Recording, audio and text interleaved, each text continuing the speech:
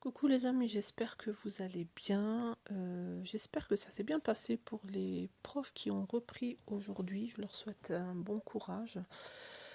Demain la reprise des grands, après-demain la reprise des collégiens. Donc voilà, c'est parti pour tout le monde. Et je fais ma rentrée à ma façon en me faisant plaisir chez Emmaüs.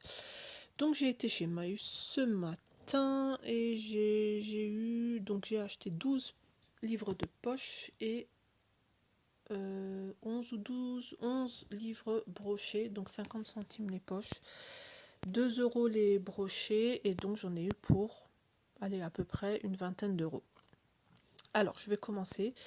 Je me souviens plus du tout des résumés, donc je vous montrerai ça en même temps que je vous montre la couverture des livres. Donc, bien sûr, quand on tombe sur un Stephen King, on le prend. Donc, Revival, celui-là, je ne pense pas que je l'avais. Donc je l'ai pris sans lire la quatrième de couverture parce que moi les Stephen King j'adore. Donc je suis vraiment trop contente de l'avoir. Il est en bon état, donc 50 centimes, ça le fait. Ensuite j'ai trouvé un Joe R. Landal. J'avais vu que Séverine aimait beaucoup cet auteur, donc je me suis dit pourquoi pas le découvrir. Je vous montre aussi le résumé. Il n'est pas très gros. Voilà. Je suis tombée, j'essaye en ce moment de découvrir des auteurs espagnols, donc je suis tombée sur Victor del Arbol, La tristesse du samouraï, en bon état aussi pour 50 centimes.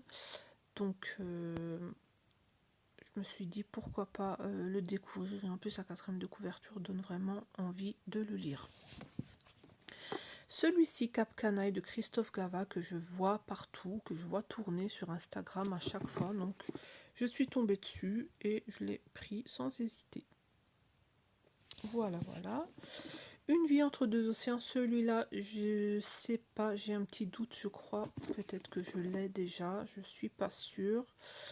Mais je me suis dit, c'est pas grave, si je l'ai, je le remettrai dans une boîte aux livres, c'est pas un souci. Je continue ma collection des Ranière Jonasson, Nat. En fait, ils ont chacun des noms un peu bizarres, et celui-là, je ne l'avais pas. Alors, il faut que je remette ma bibliothèque, en fait, le fichier de ma bibliothèque sur mon téléphone. Que je le remette, je trouve plus le mot.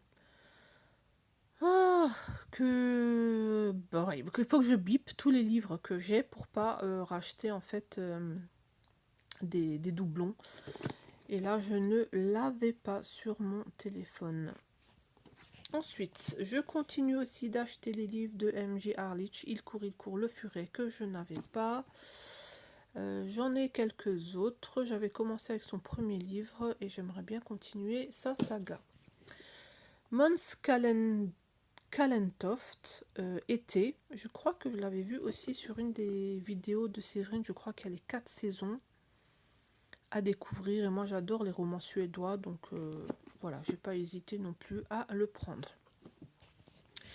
Jane Burke, je crois que c'est la fille de... Comment elle s'appelait, Burke aussi. Fait de beaux rêves, Irène. Voilà, le résumé m'a aussi donné envie. Donc je lis aussi les livres de son père en même temps, donc à découvrir si la fille est aussi écrit aussi bien que le papa. Ensuite, Daniel Cole, bon celui-là maintenant on le voit partout, Ragdoll, j'espère que je l'ai pas non plus en doublon. Bon sinon comme dit, il ira dans une boîte aux livres, c'est pas grave, ils sont que à 50 centimes. Donc voilà. Ensuite, il y a celui-là, Romain Puertola, Revive l'Empereur. Donc, une histoire drôle, apparemment. J'ai pas très bien compris le résumé, mais bon, j'ai bien aimé la couverture, donc je l'ai pris. Celui-là m'a intrigué, donc Oscar Wilde et les crimes du Vatican de Syl Brandrett, je sais pas comment on dit, grand détective chez 10-18. Et en lisant le résumé, je me suis dit pourquoi pas. Moi j'aime bien quand il s'agit des enquêtes au Vatican ou dans les églises catholiques. Donc voilà. Donc en plus Oscar Wilde, Conan Doyle. Je me suis dit ça peut être assez intéressant, toujours pour 50 centimes. Ensuite, on a celui-là. Yrsa Sigurdardóttir, bien mal acquis. Je pense que j'ai pas bien dit le nom, mais bon, c'est pas grave. Le résumé, la 4e de couverture a l'air terrible, donc je l'ai pris aussi. Lison Carpentier, Ravage. On l'a aussi vu beaucoup tourner sur les réseaux sociaux, donc c'était l'occasion de le prendre pour 2 €.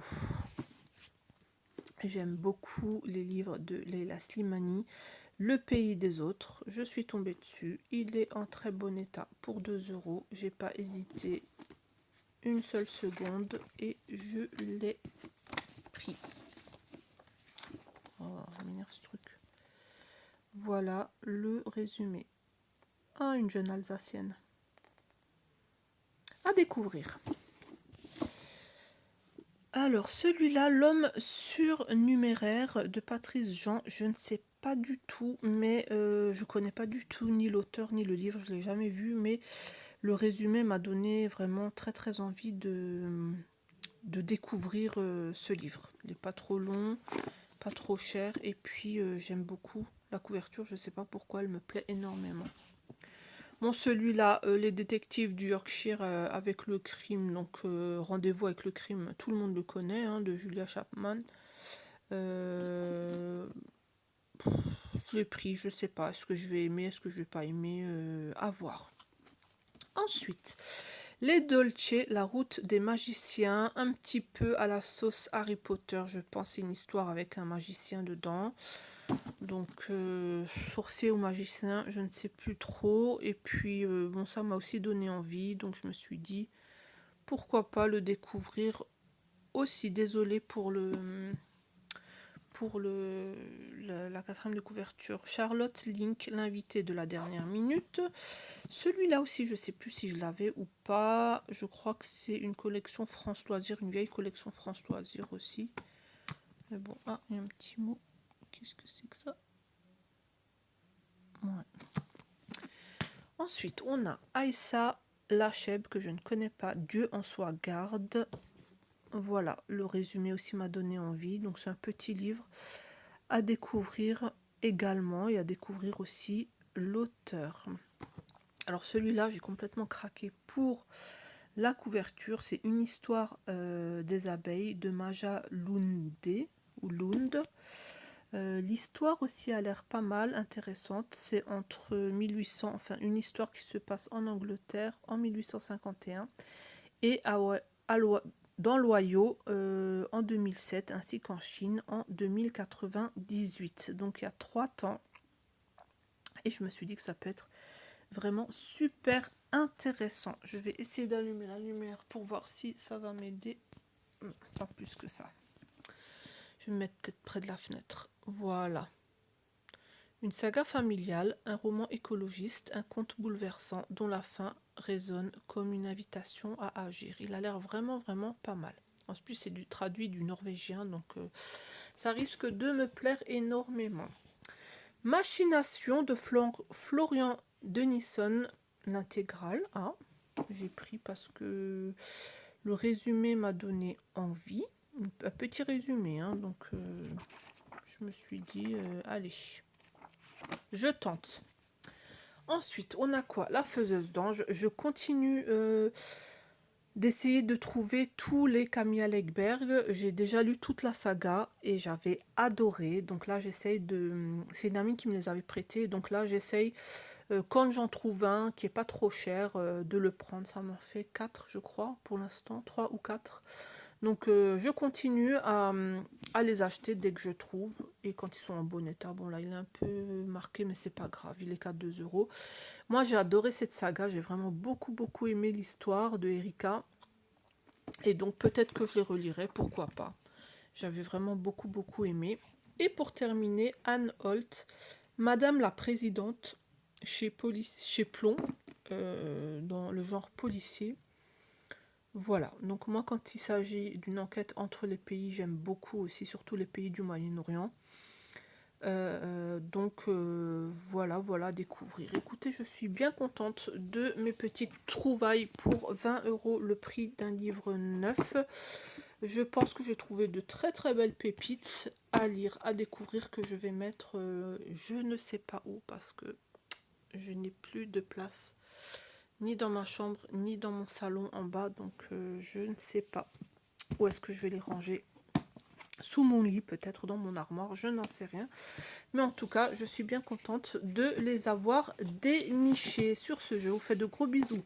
Je souhaite une très très belle rentrée à tous les élèves, tous les parents, tous les instituteurs, tous les profs. Et plein de courage. Ciao ciao.